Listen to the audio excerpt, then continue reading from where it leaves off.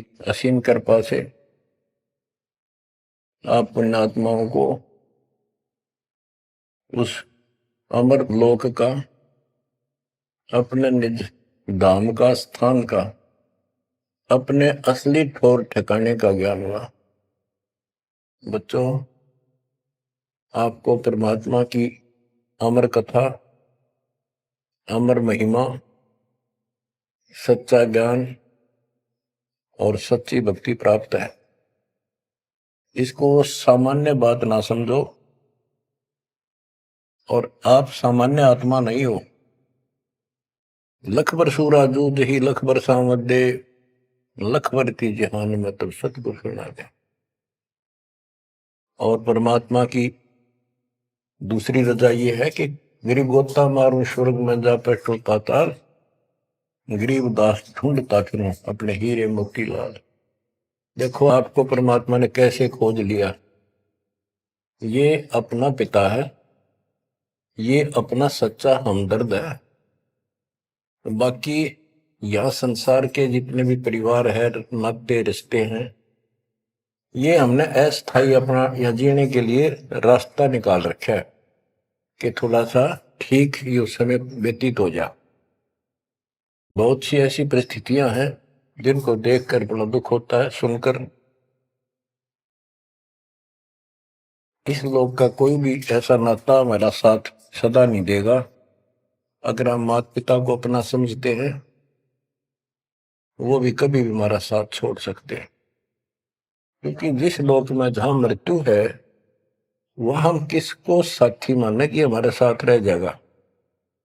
तो हम उनको अपना तो मानते हैं और मानना चाहिए कि हमारे साथ रह रहे, और प्रेम अपने आप हो जाता है। लेकिन इतना ध्यान जरूर रखना कि कभी भी यहां से जाना हो जाएगा। और सब हम नो सेट हो रहे हैं कि अभी नहीं मरेंगे, अभी तो उम्र छोटी है, अभी तो 30 वर्ष के हुए हैं, 40 के हुए हैं, 50, 60, 70, 80, 90 के हो लिए, वे भी न सोचे अभी नहीं मरेंगे। चलो जब भी मालिक की दया होगी वह तो अलग बात है, परंतु इसको याद रखोगे तो आप भक्ति कर पाओगे। नहीं तो भक्ति नहीं बनेगी, मोक्ष वाली नहीं बनेगी। सामान्य भक्ति कर रहे हो, इसका फल तो इतना दे देगा, आपको संसार में न्यारा टाल देगा, इतना सुख देगा, इतनी संपत्ति दे देगा। लेकिन वह संपत्ति काम क्या होगी बताओ। जैसे अब्राहिम सुल्तान अदम के कितने ठाठ थे, राजा था, उसको उस संपत्ति जो उसके गले पड़ रही थी, उसकी जान का झाड़ बन गई थी, उसके जीवन को नष्ट कर देता वो ठाठ बाट, उससे मुश्किल से निकाला उस दर्द से। तो बच्चों थोड़ा सा हर पहलू पर ध्यान दो। बच्चों, बिन साहिब की बंदी गई ठोर ठिकाना ना। साहिब कौन? भगवान परमात्मा, सारी सृष्टि का रचना। वो परमात्मा है कौन? समस्या यहां थी अभी तक, कौन वो सबका सृजनहार है, कौन वो पाप नाशक है, कौन वो संस्कार बदलने वाला भगवान है। अभी तक ये बिल्कुल क्लियर नहीं था, किसी को भी नहीं था, आपके अतिरिक्त अब भी नहीं है। तो बच्चों, ये सब खेल परमात्मा कबीर जी की कृपा है, मेरे गुरुदेव का आशीर्वाद फला। उन्होंने अपने मुख से कहा था कि तेरे बराबर विश्व में कोई संत नहीं होगा। जब दीक्षा देने का अधिकार दिया, उसके बाद भी एक आधी बार मिले, ये शब्द उनके मुख से निकले। अब उस समय दास को संत की परिभाषा का भी ढंग से नहीं पता था। इतना जरूर था, तड़प विशेष थी। और सन 1988 से लेकर 1994 तक 6-7 साल तक माल्य के अतिरिक्त मन में कुछ नहीं था। रात दिन पागल जैसी स्थिति, पागल जैसी स्थिति नहीं था, पर कम भी नहीं था, दिन रात उसी में लगा रहता। कभी ज्ञान समझा आगे बताना, खुद अपनी कैसेट भर भर के उनकी कॉपी करा करा कर भक्तों बांटने लगा, खुद भर के। तो धीरे धीरे हमारा कारवां बढ़ता चला गया।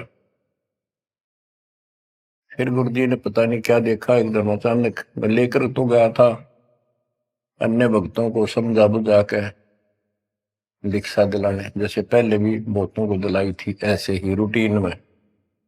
अचानक ही उन्होंने आशीर्वाद दिया कि आज के बाद तू नाम देगा और तय ही इनका गुरु होगा। अपने जो पहले वाले थे उनको भी वहीं बैठे थे, वो सबको बोल दिया, बहुत सारे थे वहां पर, आज के बाद ये तुम्हारा गुरु, मैं किसी का गुरु नहीं हूं, दीक्षा लेनी है इससे ले लो। मैं तो पसीना पसीना हो गया। मैंने सोचा कोई गलती बन गई होगी और किसी ने चुगली मार दी कि ये आप पे गुरु बन रहा है। मैं बहुत कमजोर आदमी था, मेरी स्थिति कुछ और तरह की होगी। तब उन्होंने सोची, ये घबरा गया कोई, तो बोले मैं तेरे साथ रहूंगा, अकेला मत समझना, और इनको दीक्षा दे। तो थोड़ी हिम्मत सी हुई कि बात दूसरी टाइप की नहीं है, सच्चे दिल से आदेश है। उसके बाद से दास शिष्य सेवा में लगा, प्रचार किया, संघर्ष भी जबरदस्त करना पड़ा। शक्ति आशीर्वाद गुरुदेव का, शक्ति भगवान की, इनके कारण आज तक दास जिंदा है और आज भी उस मालिक के गुण गा रहा है। नहीं तो ब्रह्मा विष्णु महेश के और काल के विरुद्ध बोलना जुबान बंद कर देंगे। एक भूत सारे परिवार की घी बांध देता है, ये तो परम शक्ति है। लेकिन इन परम शक्तियों से भी परम शक्ति हमारे साथ है। तो बच्चों, उस शक्ति का, उस परम पिता परमात्मा का ज्ञान, उसकी पहचान अब हुई है। एक तो वेद, जैसे कबीर साहब ने पहले से लिखी हुई है, आज कोई नई नहीं बनाई। धर्मदास जी से कहा करते थे कि धर्मदास वेद कतेब झूठे नहीं भाई, झूठे हैं जो समझे नहीं। और वेद मेरा भेद है, मैं ना वेदन के माही, जौन वेद से मैं मिलो वो वेद जानते नहीं। कहने का उनका तात्पर्य था कि वेद, चारों वेद मेरी महिमा बताते हैं, लेकिन उन वेदों में वर्णित विधि से मेरी प्राप्ति नहीं है। वो तो मैं अपना हंस भेजूंगा 5505 वर्ष जब कलयुग बीत जाएगा, उसके बाद इसको डिस्क्लोज किया जाएगा। तय भी इसको गुप्त रखना, किसी को बताना नहीं। अब परमेश्वर कबीर जी कैसी मृदा से, सभी ग्रंथों से, वेदों से, गीता से, कुरान और पुराण से सिद्ध कर दिया है कि ये काशी वाला दुल्हा, ये वो परमात्मा है जो सारी सृष्टि का रचनहार, हमारा सच्चा साथी, हमारे दुखों का निवारण करने वाला, हमारी रक्षा करने वाला। अब इसके साथ साथ 6 आई विटनेस आपके सामने पेश किए, जैसे संत गरीबदास जी, धर्मदास जी, संत धर्मदास जी, संत मलुकदास जी, संत दादू दास जी, संत नानक दास बाबा जी, संत गीसा दास जी। इन 6 के 6 ने स्पष्ट कर दिया, ये परमात्मा धानक काशी वाला, ये परमेश्वर है। उसकी भक्ति क्या है वो भी स्पष्ट कर रखी है गरीबदास जी ने। और मेरे गुरुदेव के पास ये संपूर्ण मीटर थे, दास को खजाना देंगे कि खर्च और आगे वर्त सबको बता। तो इन आई विटनेसों में से एक दादू साहब हैं, संत दादू दास जी। अब आपको सर्वंगी साक्षी के अंक की कुछ वाणी सुनाता हूं। गरीब जीवा दत्ता को मैंने दक्षिण बीच दयाल, सूखा खूंट हरा हुआ ऐसे दीन दयाल। गुजरात प्रांत के अंदर भरूच नाम का एक शहर है, उससे 12-13 किलोमीटर की दूरी पर एक मंगलेश्वर गांव है। वहां नर्मदा एक टापू को 2 हिस्सों में कर देती है। तो उस टापू को पहले शुक्ल तीर्थ नाम दिया गया था, गांव शुक्ल तीर्थ। वहां पर ये दत्ता और जिया 2 ब्राह्मण भाई थे, ये आपको बता रखा कई बार। तो कहते सुख का खूट हरा हुआ ऐसे दिन का। तो अब वो गांव नहीं रहा, क्योंकि उसका आना जाना बंद हो गया, रास्ते खत्म हो गए। अब वहां वो जो परमात्मा कबीर जी के चरणों के जल से, चरणामृत से वो सूखी वट वृक्ष की टहनी हरी हुई थी, वो एक बहुत बड़ा पेड़ बन गया। और आज भी वो पेड़, उसका कुछ अंश शेष है। वह हम गए, बताया गया कि ये कम से कम भी काफी क्षेत्र में फैल गया था। अब लोगों ने काट काट के और उस वहां बोने की जमीन बना ली। अब भी वो लगभग 3-4 एकड़ के अंदर आज भी फैला हुआ है। वहां कबीर पंथियों का एक आश्रम, एक महंत वहां रहता है, आश्रम बना हुआ छोटा सा। ये आपके लिए प्रमाण है 600 साल पहले से, और उससे भी पहले से ये वट वृक्ष वहां पर लगा हुआ है। तो बच्चों, इसके बारे में कईयों से पूछा, जिक्र चलते हैं। कोई कहता मार्कंडेय ऋषि दातुन कर रहा था, उसने दातुन काट दी। बड़ की कोई दातुन कराया करे, और बोला उससे पेड़ बन गया। फिर उसको कबीर वट क्यों कहते हैं? वहां कबीर वट नाम से जाना जाता है वो तो फिर मार्कंडेय वट होना चाहिए था। तो ये बकवाद करनी है तो ऐसे ही करते रहेंगे। सच्चाई ये है जो आपको बता दें। गरीब नानक तो निर्भय किया, वह गुरु सत जान, अदली पुरुष पछानिया, पूर्ण पद निर्वाण। उन 6 आई विटनेस में से एक बाबा नानक जी भी हैं, जो सिख धर्म के प्रवर्तक हैं। उनको परमात्मा उस समय मिले थे जब वो सुबह सुबह स्नान करने के लिए सुल्तानपुर शहर के साथ साथ बेई नदी बह रही है, वो 1.5 किलोमीटर 1 किलोमीटर के आसपास शहर से दूर थी, अब तो कम होगी। तो बेई नदी के ऊपर जब स्नान करने गए, वहां 1-2 बार उनकी वार्ता की, जिंदा बाबा रूप में परमात्मा गए। फिर बाबा नानक जी ने उस दरिया में डुबकी लगाई तो उनको अंदर ध्यान कर दिया, परमात्मा ने छुपा दिए और उनको अपस्ट्रीम में ले गए। वहां जंगल के अंदर एक पेड़ के नीचे बैठे, फिर चर्चा हुई, फिर सतलोक लेके गए उनकी आत्मा। 3 दिन तक बाबा नानक जी ऊपर रहे, सारे ब्रह्मांड दिखाए, अपना लोक दिखाया, अपनी समर्थता से परिचित कराया। तो नानक साहब पहले रामकृष्ण के कट्टर पुजारी थे। बाबा नानक जी विष्णु जी की भक्ति करते थे, गीता का पाठ किया करते थे। ब्रजलाल पांडे से वो गीता पढ़ा करते थे। उसके बाद वापस आ गए वो। उसके बाद ये सभी पूजाएं बंद कर दी, जिस कारण से उनके विरोध में सभी खड़े हो गए, जितने भी हिंदू, उनके आसपास रिश्तेदार, घर के परिवार के सदस्य। मां ने छोड़कर पिताजी भी विरोधी हो गए कि तू के पैदा हो गया, हमारे देवताओं को भी ये कहता ये भगवान नहीं है।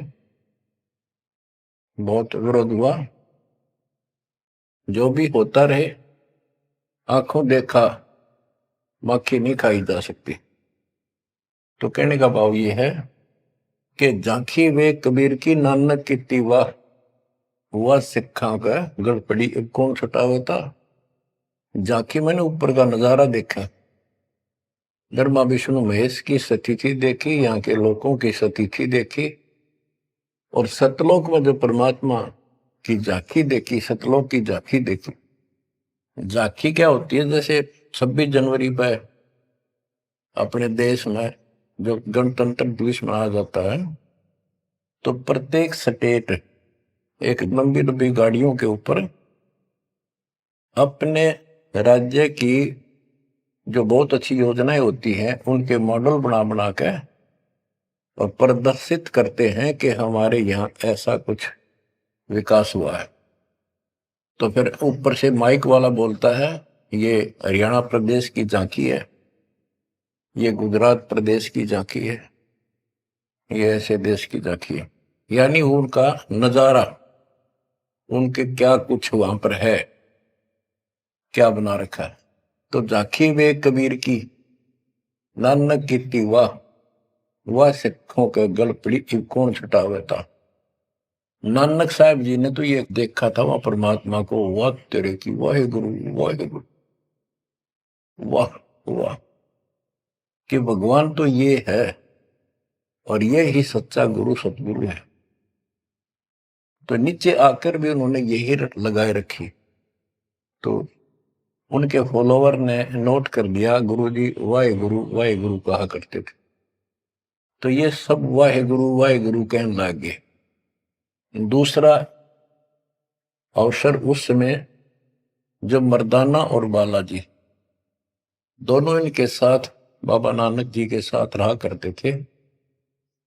ये दोनों शिष्य इनके ज्यादातर भ्रमण इनके साथ ही किया उन्होंने तकरीबन। एक दिन इन्होंने कहा मर्दाना ने और बाला ने कि गुरुदेव हमारे को लंका दिखाओ, जहां रामचंद्र जी ने आक्रमण किया था, चढ़ाई करी थी। तो बाबा नानक जी ने कहा कि आंखें बंद करो, फिर कहा खोलो।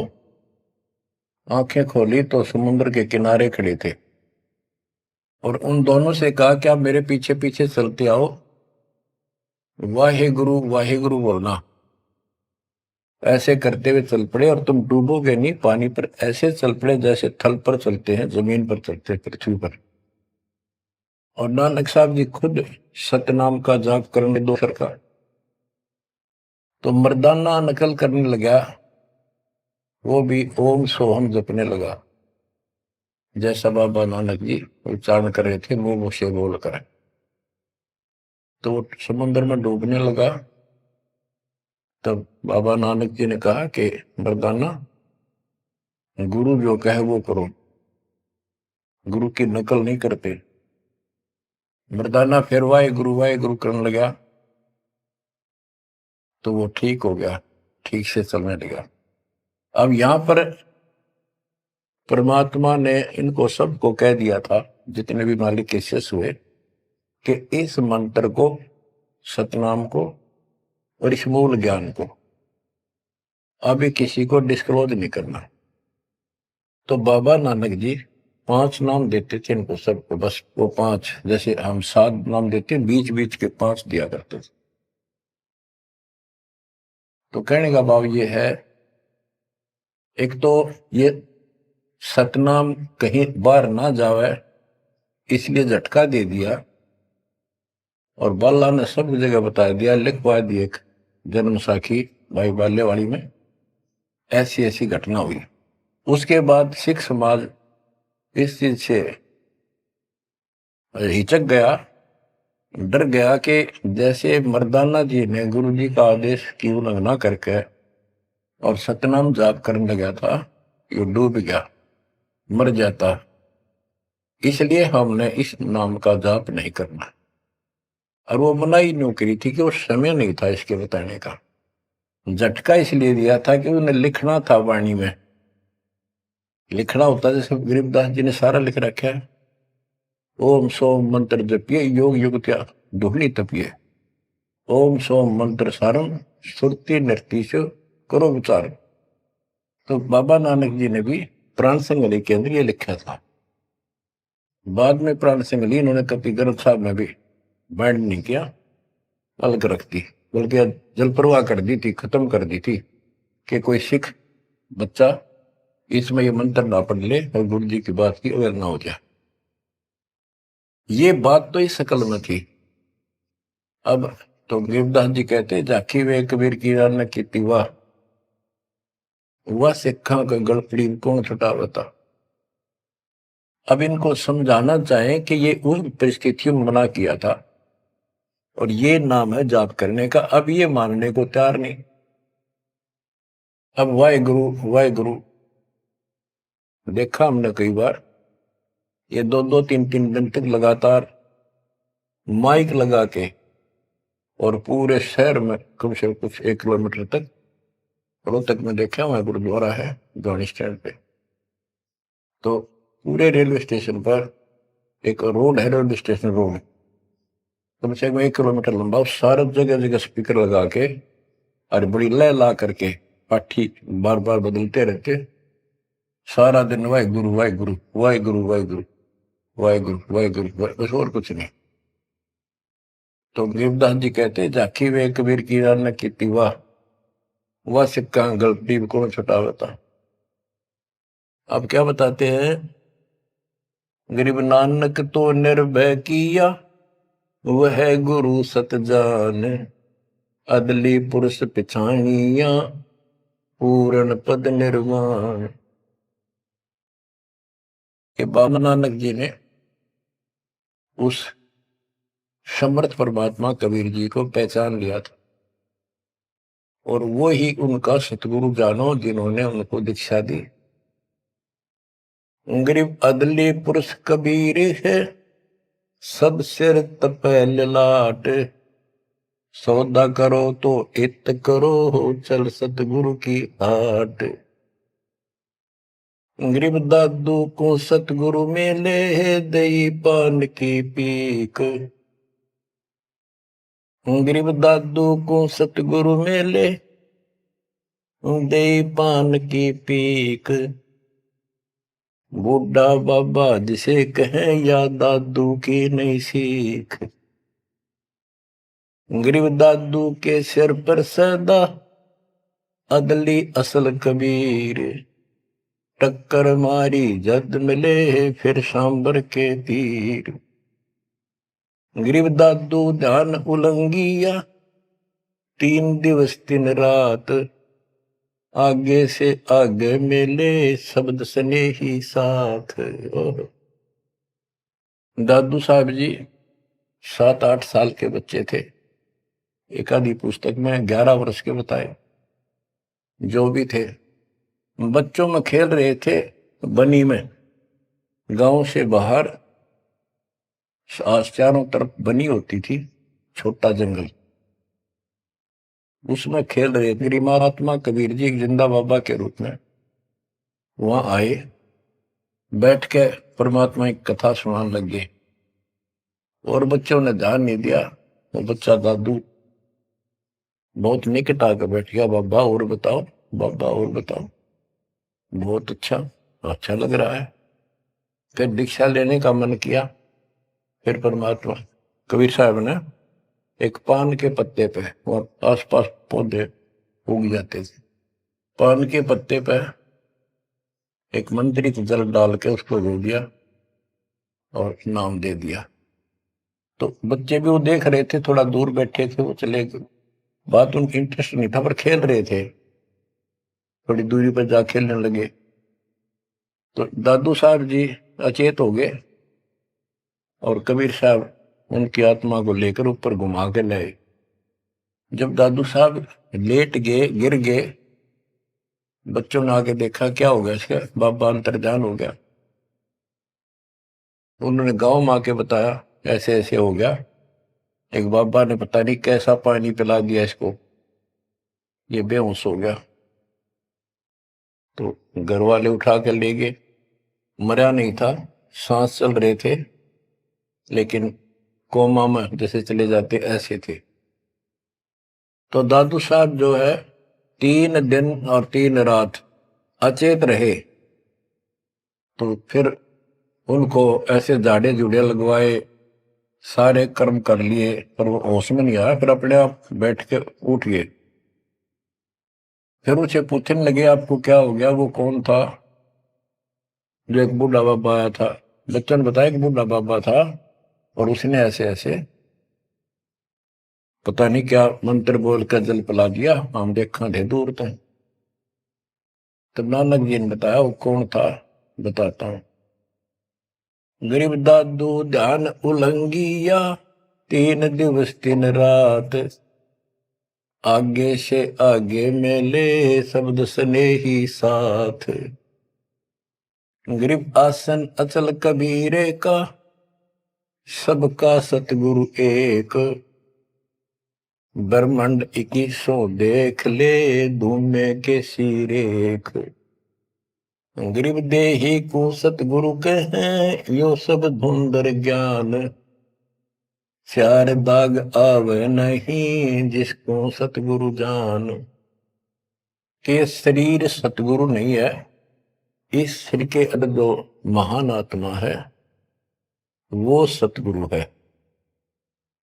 चार दाग आवे नहीं, वो मरता नहीं।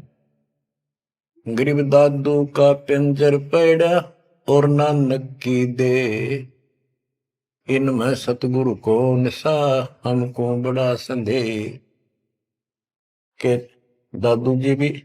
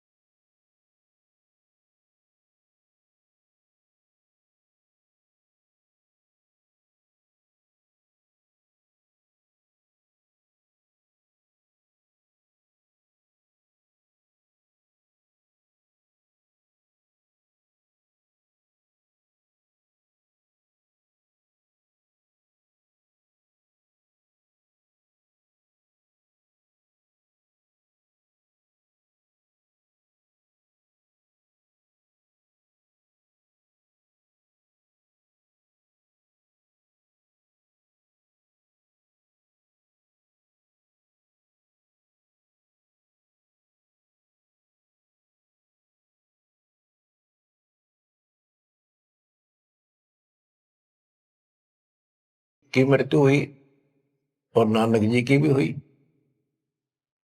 तो फिर कहते हैं ये शरीर कुछ नहीं है, ये तो एक कर्म बनाने के लिए दिया गया है, भक्ति करके मुक्ति पाने के लिए मिट्टी दी है, एक खेत दिया है, इसमें जो अच्छी तरह ठीक व्यवहार करके इससे सोना उपजा लो, मोक्ष प्राप्त करो। फिर कहते हैं कोई बात नहीं, शरीर गया तो गया, शरीर तो जाएगा।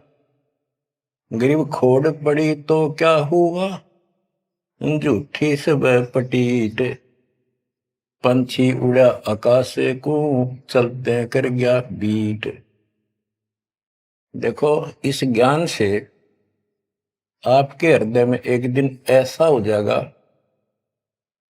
आपको मृत्यु का डर कतई नहीं रहेगा। ये शरीर ऐसा है, अंदर जो आत्मा है वो अलग वस्तु है, वो है मेन चीज, मेन मुख्य है।